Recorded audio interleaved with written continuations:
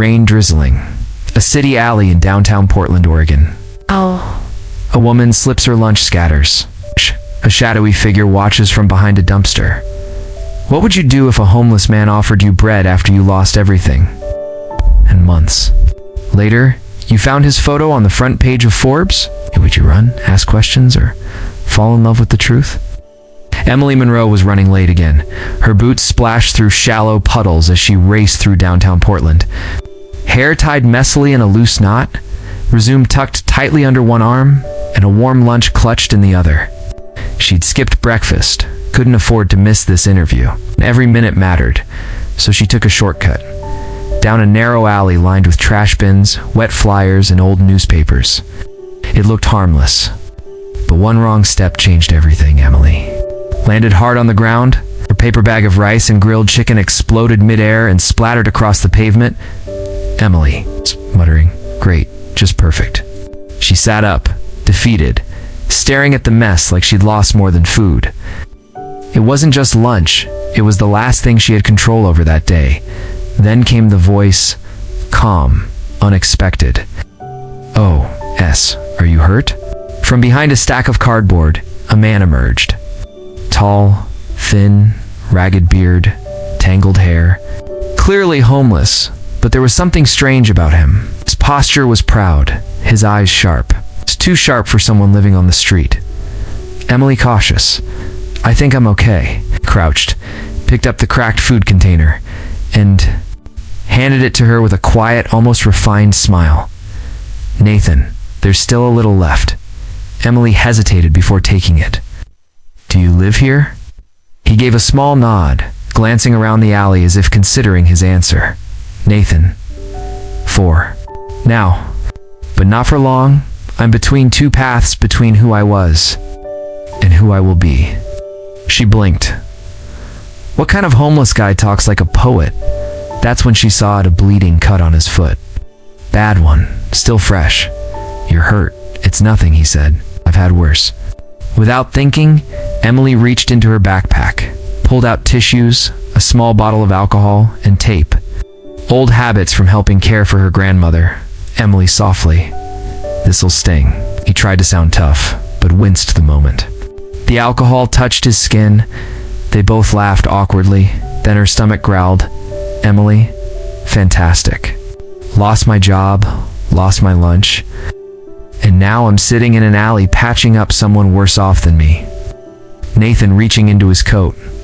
"I have a bag of bread. Want some?" Emily blinked again, eyes darting from his face to the wrinkled bag. In his hand, she sighed. "Only if there's butter." He chuckled. So did she, and just like that. Two strangers sat side by side on a rainy curb sharing, read like old friends, unaware that this chance meeting would unravel everything they thought they knew about trust, survival, and identity. Scene opens inside Emily's cramped apartment in East Portwell. Rain pelts the windows, the light is dim. Everything smells like old disinfectant and lemon-scented floor cleaner. Emily unlocked her front door, holding it open with her shoulder while clutching her ruined resume and soaked backpack. Behind her, Nathan stood still, just outside the threshold.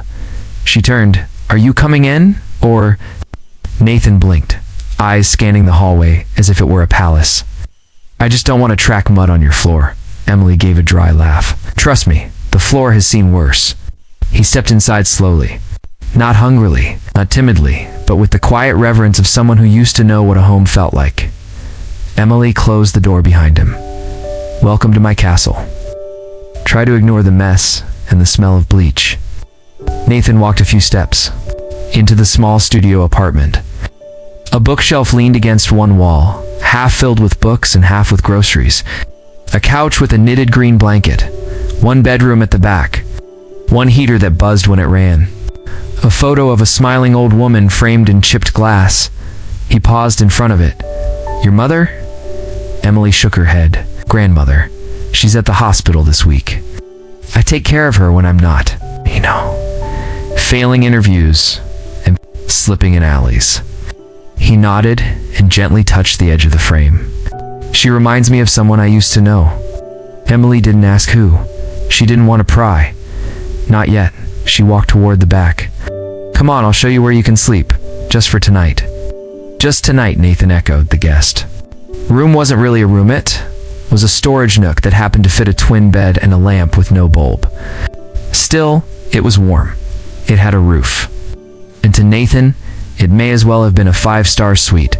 Emily pointed. Bathroom's down the hall. Towels are in the cabinet. Don't touch the heater too hard. It bites. Nathan smiled. Got it. You. She turned to leave, but paused at the doorway. You don't have to act like it's a big deal. It's just a floor and a bed. He looked at her, and his voice softened. To you, maybe. But to me, this is grace. Emily didn't reply. She just nodded and shut the door. Emily lay awake in her room. She could hear the heater humming and rain tapping against the windows. But there was something else. Quiet movement. The sound of someone pacing lightly. She sat up. Tiptoed to the hallway. Nathan was standing in the kitchen, still fully dressed, staring at the shelves of books. Couldn't sleep? She asked gently. He turned. Didn't want to make noise. You're standing next to the creakiest shelf in the entire city, she replied, amused. He gave a small grin. Books help me think. Emily raised an eyebrow. You read? Used to, he said, eyes scanning the titles. Still do, when I find something worth reading. She crossed her arms. You're not what I expected. Neither are you, he said. Most people would have left me bleeding in that alley. Emily shrugged. Most people haven't been the one bleeding before. A pause. A moment of shared recognition. He looked around again. You've built something here, even if it's small. She exhaled slowly. Survival. Not much else. Nathan nodded. Still. ... You kept it warm. Emily didn't know why those words hit. So deep, she suddenly felt exposed. Seen, she motioned toward the hallway. You should get some rest. He didn't argue. But before turning away, he said, Emily, thank you. She stood there alone after he disappeared into the shadows of the hall. And for the first time that week, she didn't feel entirely alone. Emily rubbed her eyes and shuffled into the kitchen in oversized socks, hair still messy from sleep. Her plan was simple. Get coffee, change into something vaguely professional, and mentally prepare for a job interview she wasn't sure she could afford to miss. But when she entered the kitchen, she froze. The stove was on. A pot simmered gently. A clean plate was drying on the rack. Nathan stood by the counter, holding a cup of coffee like he belonged there. Emily blinking. You cooked. Nathan looked up, almost sheepish. I tried. It's more of an experiment than a recipe. Nothing exploded, at least. Emily approached the stove and peeked into the pot. Steam rose from something resembling rice, but thicker, paler. She grabbed a spoon, gave it a quick taste and cringed. Emily, it's like porridge, but missing ... everything. Nathan grinning. I'm practicing. Emily half laughing. Practice on someone else next. Time. But thanks, they both chuckled. And for the first time, Nathan looked relaxed. His shoulders weren't so tight. His eyes weren't darting like they were watching for danger. But even so, something didn't fit. Emily watched how he held the cup. Not like someone unfamiliar. With real china, but like someone used to fine bone porcelain. It's like a man from another world. And when he dried his hands on a kitchen towel, he folded it in precise thirds. Too precise. Emily curious? You seem different today. More put together. Nathan, without looking at her, sleeping under a roof does wonders. Emily poured herself a cup of coffee and sat across from him at the tiny kitchen table. Emily, I've got 2 deliveries today. In an interview this afternoon? Nathan nodded. You'll do great. She raised an eyebrow. You sound like you've sat on hiring panels before. He smiled faintly. Let's just say I've read enough resumes to spot a good one. Emily narrowed her eyes. You talk like someone who's had opportunities, ... and lost them. It's Nathan. Didn't respond right away. His gaze dropped to the tabletop. His finger slowly traced the edge of a coaster. Then he spoke quietly. Nathan, maybe I wasted a few. Maybe I didn't know what to do with them. Or maybe I thought I had more time. Emily didn't know what to say. The man in front of her wasn't just some drifter. He was observant, articulate, careful. Too careful, Emily came home after her errands and opened the door to a spotless apartment. The couch was fluffed, the towels neatly folded. The bathroom mirror sparkled. She walked into the kitchen and found Nathan humming softly. Organizing spices by size, Emily amused. You? Cleaned. Nathan shrugged. Seemed fair. I'm taking up space. Emily, are you trying to win me over with soap and a broom? He grinned. If it works, I can mop the floor tomorrow. Emily laughed and dropped her bag. Today was a disaster. One of the deliveries got soaked, and the interview. Let's just say I'm not holding my breath. Nathan looked at her seriously. You'll get there. You just need the right chance. There was something in his tone. Not just encouragement, but belief. Like he knew what it meant to be overlooked. Like he had once been there himself. Emily, you talk like someone who used to sit in a corner office. Nathan smirking. I sat in corners, yes. Offices, maybe. She rolled her eyes. You're cryptic, and maybe a little arrogant. Nathan raising his coffee cup. Only a little. They both laughed. Later that night, Nathan was in the small guest room. Emily walked past his door and paused. It was open just a crack. She peeked in. He was reading. A worn copy of Economics for Dummies sat in his lap. But he wasn't starting from the beginning. He had flipped straight to the middle and was taking notes in the margins. Who does that? Ass. And on the desk, a screwdriver. Made from a bent spoon and a pair of rusty pliers. The broken lamp on the balcony now worked. She hadn't even noticed him fixing it. Emily stepped back from the doorway, quietly closed the door, and whispered to herself, Who the hell are you, Nathan? But deep down, a quiet spark had already been lit, one of suspicion. And one of something else. Interest. Trust. A thread of connection stronger than reason. The day had been long. Emily was just unlocking her door when she heard someone behind her clear their throat. She turned and froze. Mr. Oswald Granger, the building manager, stood with his hands clasped tightly behind his back. Mid-50s, balding, always impeccably. Dressed in a gray cardigan and clipboard in hand, Mr. Granger sternly. Miss Monroe, may I have a word? Emily straightened. Sure. Is there a problem? He nodded slowly, his eyes narrowing as they darted toward the hallway behind her. We've had reports? Reports? Yes. About a man. Loitering in the halls. Seen coming and going. Unfamiliar to most residents. Disheveled appearance. Possibly homeless. Emily's heart jumped. Emily quickly. That's my... Before she could finish, a voice came from inside her apartment. Nathan calmly. Is something wrong? He stepped into the doorway, holding a dish towel in one hand, barefoot but clean-shaven.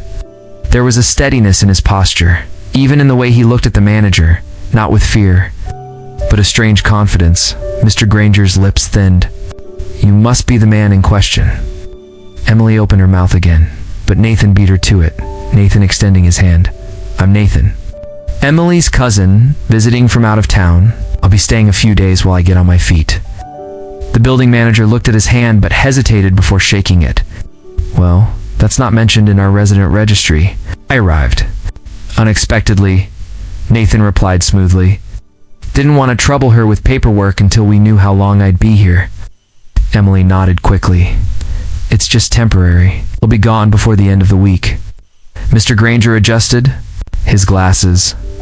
Very well. But building policy requires guests staying longer than 48 hours to be registered. Please see that it's done. We will, Emily said firmly.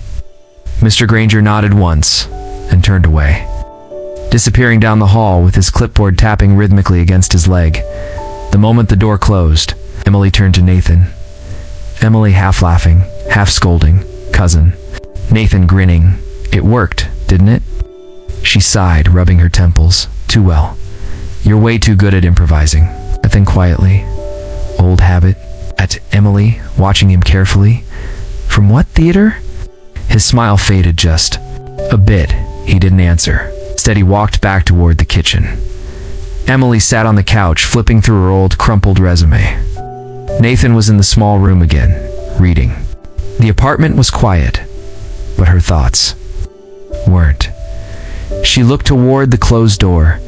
This man who claimed to be between two paths had just spun a perfect lie to a building manager. No hesitation, no fidgeting, no fear. She knew people who couldn't lie to save their lives. Nathan lied like someone who used to wear a suit and negotiate. Contracts. Emily to herself. He's not just some guy from the street.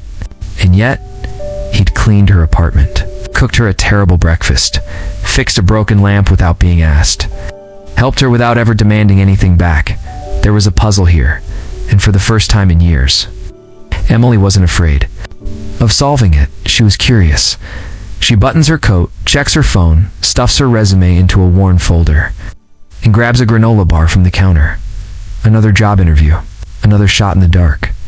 Nathan, seated at the table with a book, watches her quietly. Nathan, you're nervous.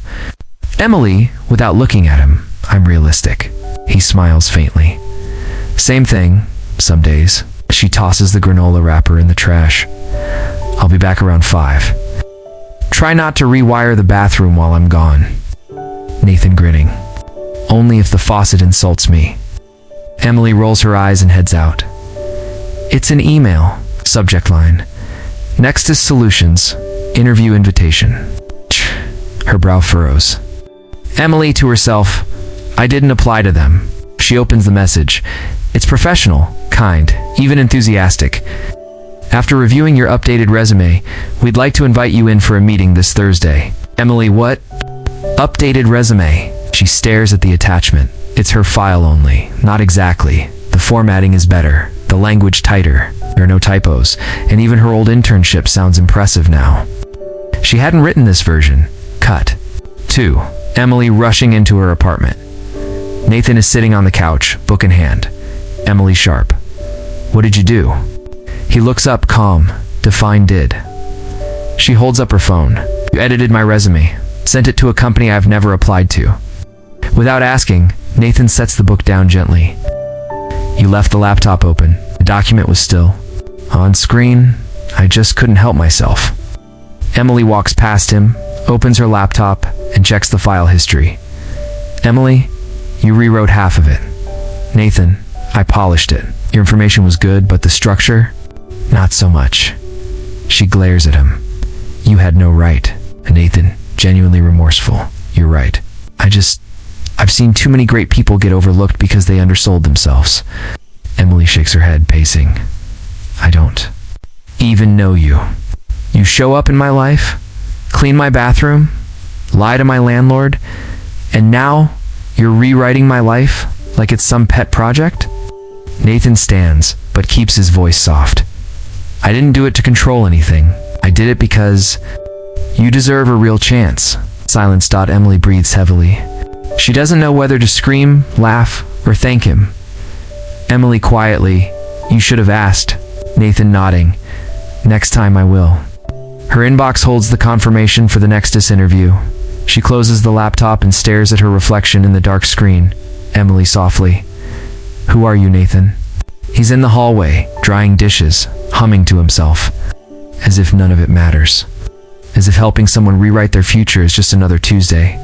Emily stepped off the bus, her head still buzzing from the interview invitation. The sun was low, casting long shadows across the city. She had meant to head straight home, but something stopped her, a newspaper stand. She barely noticed it most days. But tonight, one of the headlines caught her eye. Bold title, Billionaire Tech CEO Still Missing. Where is Nathan Carter? Emily froze. Her heart thudded once. Hard there, on the front page, in crisp full-color print, was a face. Sharp jawline. Calm, focused eyes. Slightly longer hair in the photo. Clean-shaven, wearing a dark suit and a deep blue tie. Standing in front of a building with a large silver sign, Cartotech Industries, but it was him. It was Nathan, or at least, it looked exactly like him. She leaned in, scanning the article. Nathan Carter, tech visionary and founder of Cartotech. Industries has been missing for nearly 8 months following a suspected helicopter malfunction off the Pacific coast. Speculation around foul play, embezzlement, involuntary disappearance continues as no credible sightings have emerged. She kept reading. Sources claim that Carter Tech's interim operations have since shifted under the guidance of CFO Logan. Pierce, Emily whispers. Logan. She stared at the photo again. Same eyes, same calm expression. The man sleeping in her spare room wasn't just anyone, he was someone. The newspaper is folded in her bag. Her mind is spinning. When she reaches the apartment, everything looks normal. Nathan is in the kitchen, making toast. The heater buzzes softly in the background. He looks up and smiles. Hey, how was your day? She doesn't answer, just walks to her room, sits on the edge of the bed, and slowly takes out the newspaper. She unfolds it, places it next to her resume on the desk, and stares. Nathan Carter. The name, the face. Her mind races.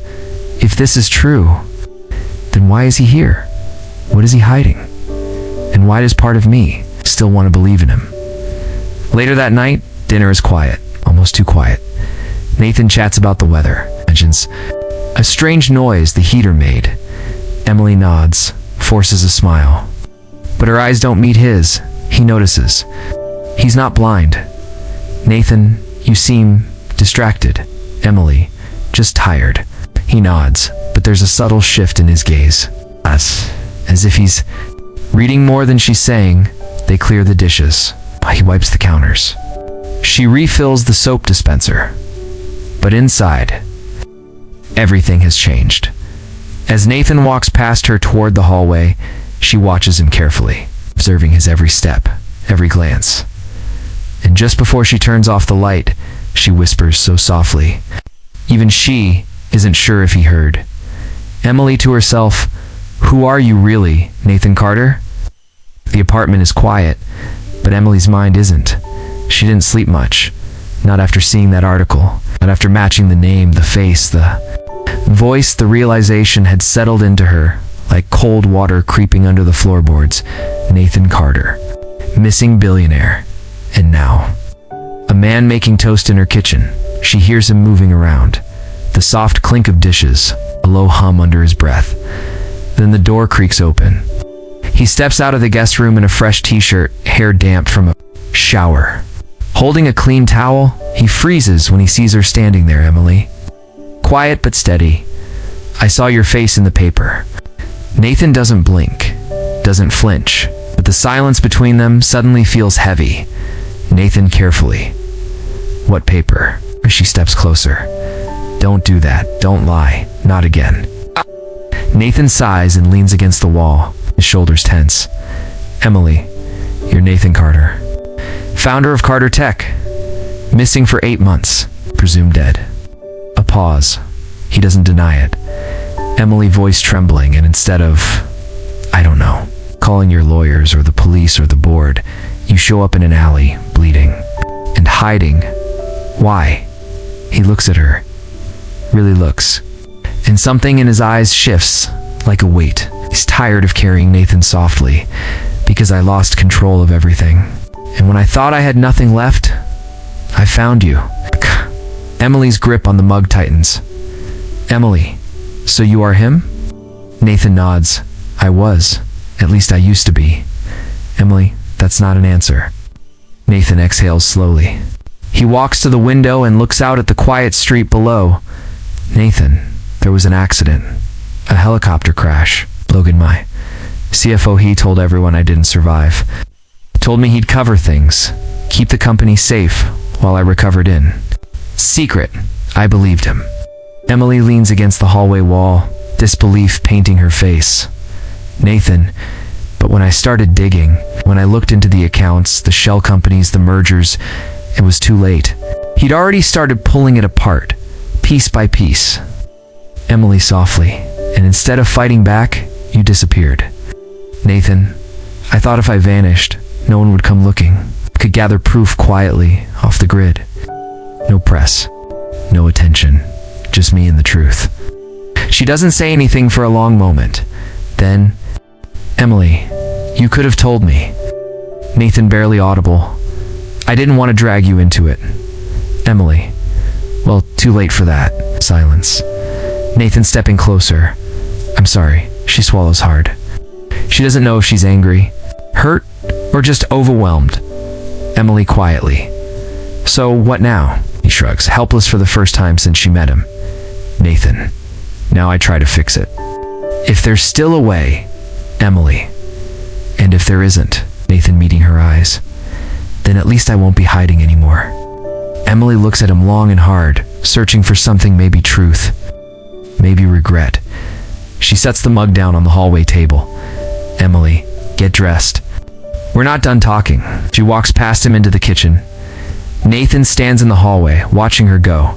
And for the first time since he disappeared from the world, he knows he's been seen. Emily sat across from Nathan.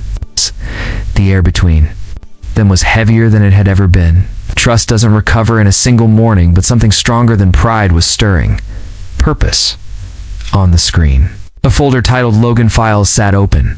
Inside, account records, company registration numbers, partial email chains.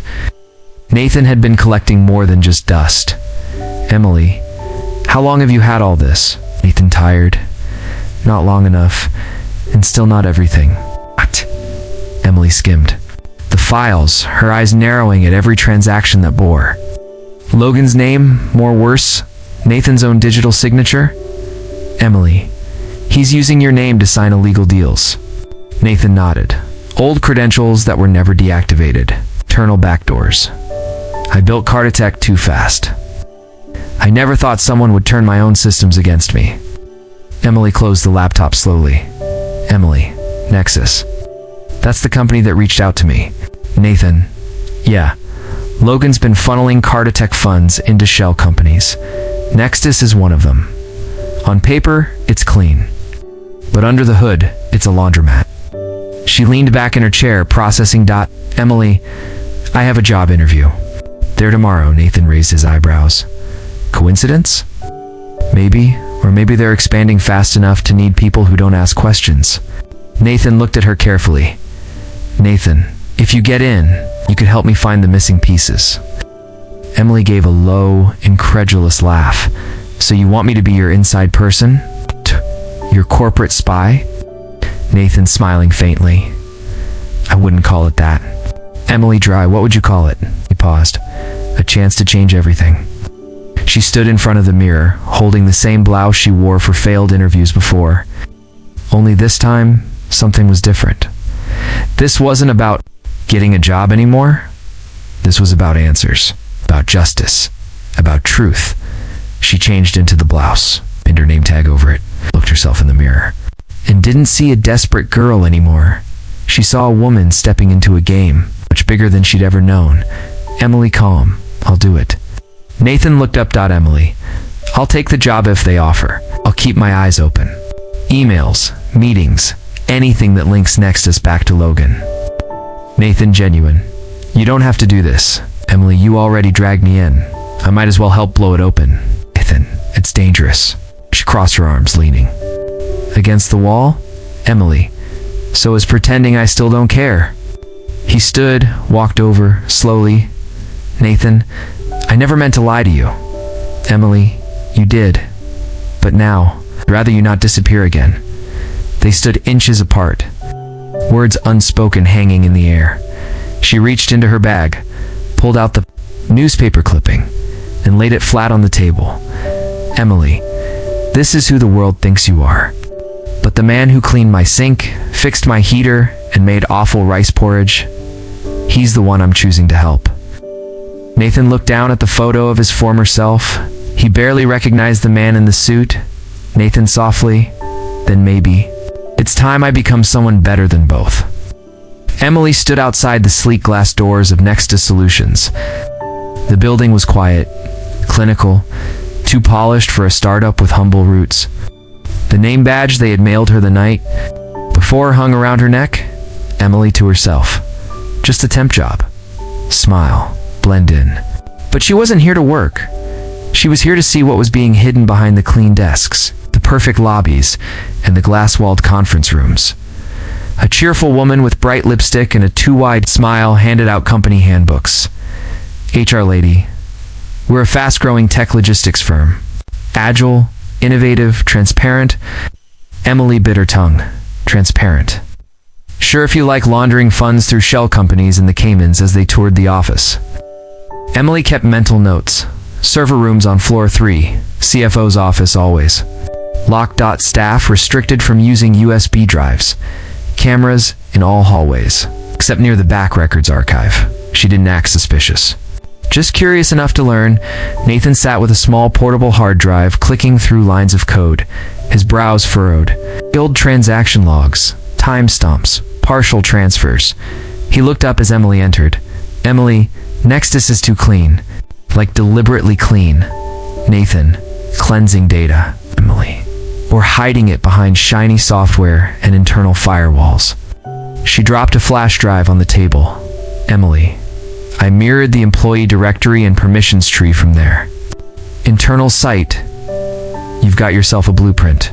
Nathan? Picked it up slowly, almost in disbelief. Nathan smiling faintly. You're better at this than I expected, Emily. I'm better at a lot of things. People just don't look long. Enough to see. They locked eyes.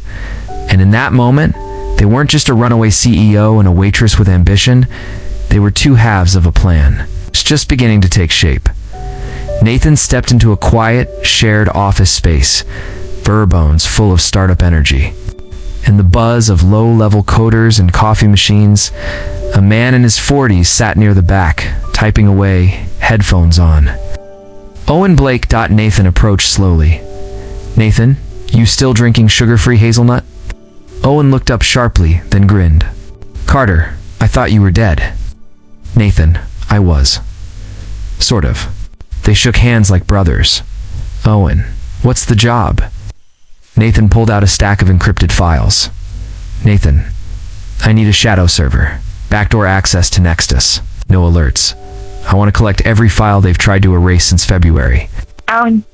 Looked through the documents, frowning as his eyes skimmed lines of Meta.Owen, who's Logan Pierce.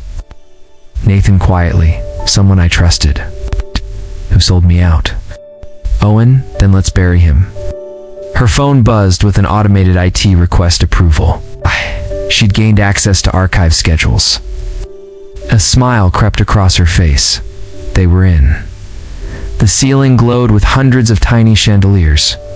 Velvet curtains, ambient jazz, and champagne trays filled the space like a dream too expensive to touch. The event was a Nexus Solutions Investor Showcase. Big names. Bigger money.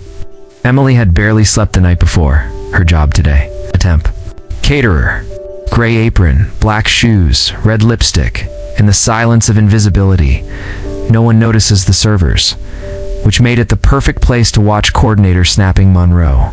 Eyes up. Don't spill the wine. Guests first, then media. Emily. Yes, ma'am. She adjusted her tray, walked into the main hall, and froze. Across the room, near the far corner by a curved bar, stood a man in a navy suit, clean-cut, confident, his hair slicked back, eyes sharp, laughing. He held a glass of scotch in one hand, gesturing as he spoke to two older men in tuxedos. Emily's breath hitched. It was Nathan, but not the Nathan, who read economic textbooks barefoot in her kitchen. This man stood like he belonged, like he owned the air. He wore a name tag, Daniel Blake, angel investor, Ventura Capital. Emily ducked behind a tall ice sculpture before anyone could notice her gawking. Her heartbeat roared in her ears. What is he doing here? Why is he using a different name again? Does anyone here know who he really is? She peeked again. He was smiling now, clinking glasses with a Nexus executive then, almost casually. He slipped through a side door, disappearing down a hallway. Emily's instincts screamed. She handed her tray to another server and followed. Emily turned the corner, but he was gone. She jogged down the corridor, turning left, then right past a stack of folded linens. No sign of him. She stopped to catch her breath. then saw something glinting from the edge of a jacket pocket on a nearby coat rack. Her phone. She rushed toward it, but before she could reach, someone else stepped into view. Nathan. Emily furious. "You took my phone." Nathan calm. "I found it in the hallway near the buffet table." He held it out to her. Nathan. Battery full. Unlocked. Nothing touched. Emily grabbed it, clutching it like a lifeline. "Emily, you lied to me again." Nathan softly. "Not about what matters." "Emily, you're pretending to be someone else." Again, Nathan. "It was the only way to get in." No one invites dead CEOs to investor galas. Her voice dropped to a whisper shout. "Emily, you used me. You dragged me into this. Now you're lying to everyone all over again." Nathan's gaze didn't waver. "Nathan, I needed to hear what Logan was planning. From the inside, this was the only way." Emily, tearing up. "And what about me, Nathan? I defended you, trusted you, let you into my life. And here you are, playing billionaire in a mask while I'm carrying trays like nothing ever happened." Nathan stepped forward, voice barely above a whisper. "Nathan, you're the only person who knows both of me. The man in the alley and the one in the suit." Emily stared at him. "Emily, and right now, I don't know which one is real." The door slammed harder than she intended. The apartment was dark, quiet, too clean. Everything in its place, except her. She dropped her bag, tossed the phone onto the couch, and sank to the floor. Still in. Her uniform, still shaking. She had seen it all with her own eyes. Nathan Cardinaux, Daniel Blake, clinking glasses with the men behind the very thing he claimed to fight. Wearing the enemy's name tag, moving like he'd never been gone. Was it all fake? The bread in the alley, the heater, the late night talks. Her fingers tightened into fists. Nathan stepped in, quietly. His jacket was off, shirt untucked, tie loosened. He looked exhausted, but his eyes immediately found her, still sitting on the floor. "Nathan, you're still awake," Emily coldly. "What gave it away? The door I didn't lock behind me? Or the rage in the air?" Nathan took a cautious step forward. "Nathan, I was going to explain." "Emily, were you? Before or after you finished your toast with Logan Pierce?" He flinched, Emily accusing.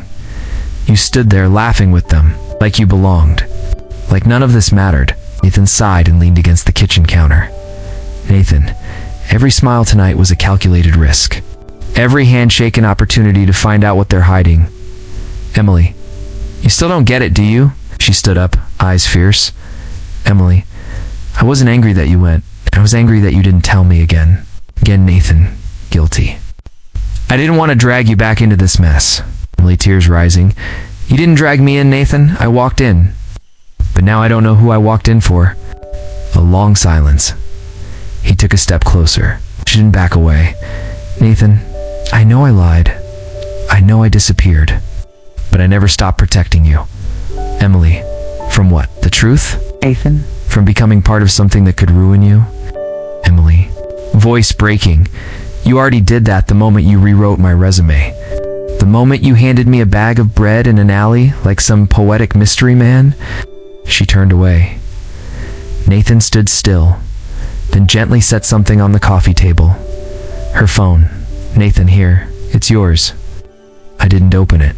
I didn't take anything." Emily, quiet. "No, you just took everything else." She walked toward the hallway. He called after her. "Nathan, I'm not pretending, Emily. I'm both men. The one in the alley, and the one in the suit. I'm not asking you to choose between them." She turned halfway. "Emily, but I have to choose whether I trust either." He didn't answer. She closed the door behind her. He sat on the couch in silence, staring at the newspaper clipping she'd left on the table days ago. His own face, his former life, he didn't belong to either anymore. But he wasn't sure where he belonged now. He picked up the phone, opened his notes app, and typed something. The cost of building something new is often losing the pieces you thought were permanent. He deleted it, sat in silence, and didn't sleep. The sunlight was soft, but it didn't warm the air. Emily sat by the window, stirring a cup of coffee she hadn't taken a sip from. Her phone lay face down on the table, next to a folder labeled Harvin Accounts. Internal Nathan wasn't home. He'd left early. Left a note, said he needed to clear his head, said nothing about where or why. She didn't reply, didn't even move for hours until her phone buzzed. Unknown number, no caller ID. Emily cautious. Hello. A woman's voice, calm, measured. Miss Monroe, this is Sandra Owens from Nexus Legal Division. Do you have a moment? Emily straightened. Yes, Sandra. I'm calling regarding the Carter Tech case. You've been listed as a relevant witness in a pretrial filing. There's been a development. Emily's chest tightened. Emily, what kind of development? Sandra, Victor Mr. Logan Pierce has filed a defense strategy. He's accusing Mr. Carter of corporate fraud and identity misrepresentation. Pause. Sandra can't. And you, Miss Monroe, have been listed as a person of interest. Silence. Emily blinked. Emily, me. Why, Sandra? They're implying you were either manipulated or complicit. Sandra, VO. You may be asked to testify. The preliminary hearing is in 2 weeks. We'll be in touch. The message ended. Emily stood in the center of the room, breathing fast. She reached for her phone, then stopped. Then picked it up again and called him. No answer. Nathan sat across from a man in his 60s, gray suit, sharp glasses, and a memory like a steel trap. Nathan, I need access to archived digital records from Carter Tech's old cloud vault. 6 months of transactions, contracts, voice memos. The man clipped. You asking as Carter or as Blake? Nathan, cold. As someone who's not hiding anymore. The man slid a USB across the table. One-time login, don't get caught. He enters quietly. She's waiting. The newspaper is back on the table. The photos circled in red ink now. Emily. They called me. Nathan stiffens. Who? Emily. Next is legal team. I'm being called in. Victor's accusing you of fraud, and they're asking if I was part of it. Nathan, barely audible. I was afraid of that. Emily, angry. You knew they'd do this. You saw it coming and didn't say anything. Nathan. I didn't want to scare you. Emily, furious. Well, you failed. I'm terrified. He stepped closer, but she backed away. Emily, are you going to fight this? Or run again? Nathan's eyes darkened. Not with fear, but with something harder. Nathan, I'm going to face it. A beat of silence. Emily, then start by telling me everything. No more riddles, no more pieces. He nodded, slowly. Then opened a drawer in the kitchen. Took out a sealed envelope. Inside, documents, IDs, old contracts, bank transfers, all with a different name. Emily, quiet. Daniel Blake, your alias. Nathan, I created it years ago, when I needed to close deals with investors who didn't. Trust a 28-year-old CEO. It worked. Too well, Emily. So, all this time, Nathan, there were 2 versions of me. The public CEO and the ghost behind the scenes. Victor found the ghost and turned him into a weapon. He dropped the envelope on the table. Nathan, firmly. I'm done hiding behind both. Emily stared at the documents. At him. And at herself reflected in the window glass, standing between 2 shadows, both too close. Then, softly, Emily, you don't get to disappear again. If we're doing this, we're doing it together. Nathan looked up. His voice cracked when he answered. Nathan, then let's burn it all down. The glass doors slid open with a quiet chime. Emily stepped in with a fresh security badge clipped to her blazer. The position was temporary, IT support, rotational desk. But her true job had nothing to do with forgotten passwords or broken email printers. She was hunting ghosts, files, contracts, logs that weren't meant to exist anymore. Nathan said, "They'll hide everything where no one's supposed to look. So look where no one dares." She passed the front reception, nodded to the floor manager, and made her way to the back office, where the older machines were still on outdated systems. No one questioned her. No one ever questioned the help. Emily entered, locked the door behind her, and slid a USB drive into the port, a silent loading bar. She worked fast, copying, scraping, duplicating. Her fingers danced over the keyboard, archive logs, deleted email chains, server timestamps. And then a folder hidden inside another, labeled Obsidian Minutes, internal only. Her heartbeat spiked. Inside, 4 audio files, dated, labeled by initials. File number 2, VPLP contract review. She clicked play. Logan Pierce. David Carter won't show up. Even if he does, the narrative's written. He ran. He abandoned this place. The world has moved on. Unknown.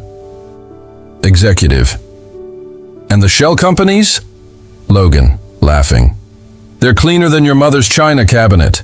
The contracts, all signed. Under his name. He'll look like the villain because technically on paper he is. Emily whispers. Oh my God. She hit download.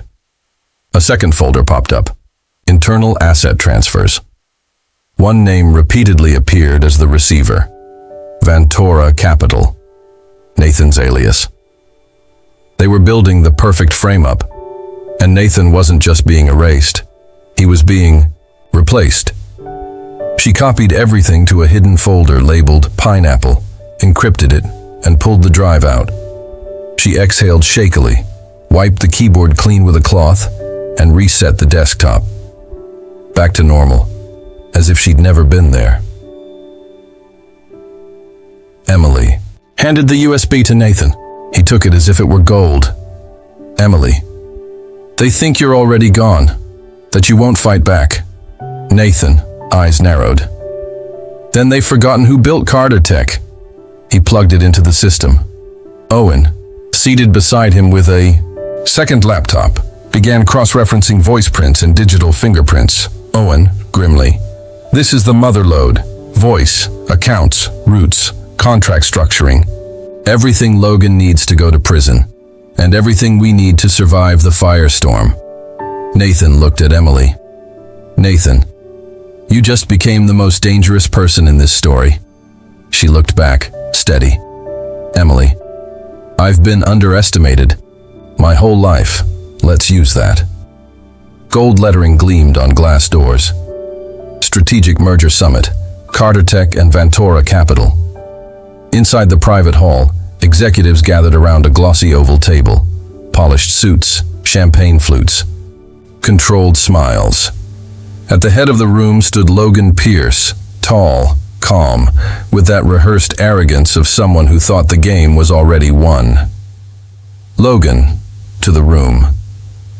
Gentlemen, today marks the final phase of a long-awaited evolution. Carter Tech's future isn't just secure, it's global. A smattering of nods. He reached for a small remote. A slideshow began on a large wall screen, projecting growth curves, projections, international partnerships. No one noticed the side. Door creak open, not in shadows, not hidden. He walked in, wearing a charcoal gray suit, crisp white shirt, no tie, just sharp focus and silence. The air shifted instantly. Several attendees looked up in confusion. One executive dropped his pen. Logan, still composed. This is a closed meeting. You're not... Nathan, interrupting. I'm not invited. I'm returning.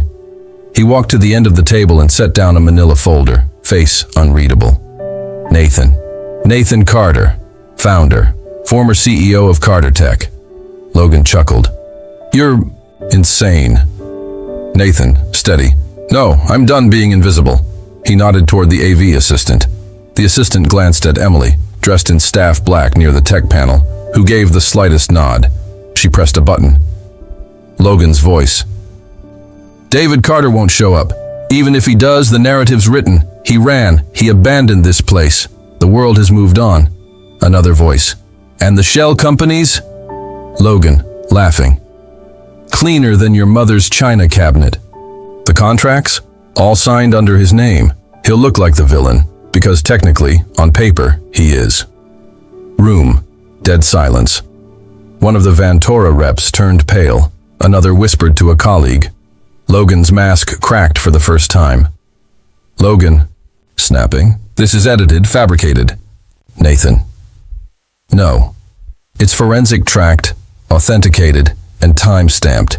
And that's just file 1. He tossed a second flash drive on the table. Nathan. Can't. That contains transfer logs, dummy account registrations, and a full server map, linking you and your legal team to 8 offshore fronts, using my name. The room erupted. One of the shareholders stood. Shareholder. Is this true, Logan? Nathan. I'm filing a motion with the state court tomorrow to freeze all mergers, revoke interim leadership, and begin a federal audit. Police officers appeared at the door, led in by a federal agent. Officer, Logan Pierce, you're under arrest for corporate fraud, conspiracy, and identity falsification. Logan backed away but didn't fight. He looked at Nathan as the cuffs clicked shut. Logan low. You think you've won? Nathan. No. But the truth did. Emily and Nathan stood overlooking the city. Quiet wind. Traffic hum below. Emily, you really did it. Nathan softly. We did. She looked at him. So, what now? He glanced toward the skyline. Nathan, I stepped down. For real. Let the right people clean up. Maybe start something new. Somewhere small? Simple. She turned to him. Will it have coffee and bad porridge? He smirked. If you promise to cook. They both laughed. But beneath the laughter, there was something deeper. Start. Nathan sat alone in the quiet of a small cafe downtown.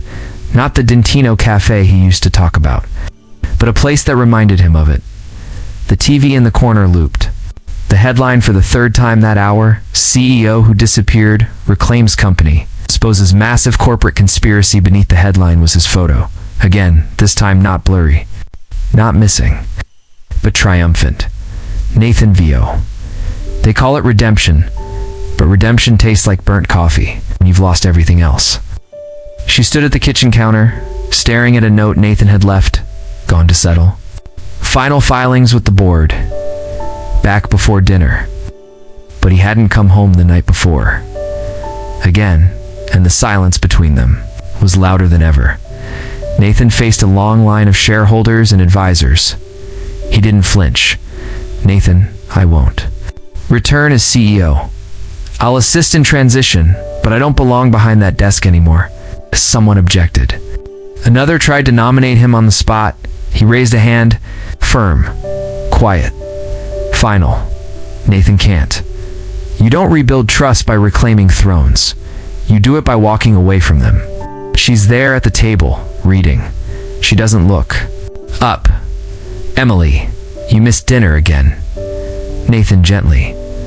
I know. She finally lifts her eyes. Calm, wounded. Emily. You got everything back, Nathan? Not everything. Pause. He sits across from her. Nathan. Today I stepped down. For good, Carter Tech's not mine anymore. But I think maybe that's the only way forward. Emily softly. And us? Are we still in whatever this is? He exhales. Slowly. Honestly. Nathan, I don't know. I spent so long pretending to be 2 people, I forgot how to be just one. But with you, I never had to pretend. Looks at him. Quiet. Searching. Emily. Then stop disappearing. Another silence. He leans forward, hands flat on the table. Nathan, I want to build something real. Not in boardrooms, not in news stories. Just a life. With you, if you'll still have me. Tears rise in her eyes, but she smiles. Emily. Only if you learn how to make porridge that doesn't taste like drywall. They both laugh. Finally. Honestly. The sun peeked through a cottony sky, casting golden light over a quiet main street lined with brick storefronts and flower boxes. A wooden sign hung above a quaint corner cafe, still wrapped in white paper. Inside, Nathan adjusted a new espresso machine, while Emily arranged a stack of secondhand books near the front window. A handwritten note sat taped to the counter opening. Soon calf heart, Emily placing the final book. You still think people will show up in a town this small? Nathan grinning. If they don't, we'll bribe them with cinnamon rolls. She smirked, then leaned against the counter. Watching him struggle with the filter basket, Emily. You realize you're not good at this, right, Nathan? That's why I kept the former owner's number. He finally locked the portal filter into place and turned on the steam. Emily, you ever think about it? Nathan, what? Emily? All of it. The crash, the lies, the fallout. Us. Nathan paused, wiped his hands on a dish towel, then looked at her with a softness she hadn't seen in months. Nathan, I used to think all that made me who I am. Now I think it just led me to where I'm supposed to be. Emily didn't reply, but she reached across the counter and laced her fingers into his. No more press, no board meetings, no disguises, just two people. Rebuilding in peace, they shared dinner by candlelight takeout from the diner across the street. 2 mugs of chamomile tea, playlist softly humming in the background. Emily, you realize if you burn the coffee again tomorrow, I'm revoking your barista license? Nathan, barista? I'm CEO of Foam Management. They both laughed. A figure sat in front of 3 computer monitors. Surveillance photos were spread across the table. Emily carrying a box labeled calf. Nathan fixing a sign. A zoomed-in photo of their hands intertwined. The figure lit a cigarette, trailed smoke like a vow, unknown man to assistant. They think they've escaped, but even the quietest beginnings leave a trail. The screen flashed with a line of text. Target, Emily Monroe, watch and wait. Emily unlocked the cafe door, propped it open, and let the fresh spring air sweep through. The espresso machine hissed to life behind her as she wiped down the counter. Nathan appeared from the back room, carrying a box of croissants from the bakery 2 blocks down. Nathan, you know some people retire into golf or hiking. We chose coffee and unpredictable ovens. It's Emily smiling. At least ovens don't sue you. They laugh, tease, comfortable. The kind of laughter that feels earned. The bell above the door jingled. A woman stepped in, early 30s, stylish, confident. Not from around here. Stranger. Hi, I heard about this place from someone in Portwell. I'm visiting for the weekend. Emily, welcome. First coffee's on the house if you answer the secret question. Stranger playing along, what's the question? Emily? Cream or cinnamon? Always. Emily smiled, turned toward the machine, then paused. Something felt off. The woman's voice, too steady. Her gaze lingered a second too long, but Emily pushed the thought aside. Nathan, I'll bring it to your table.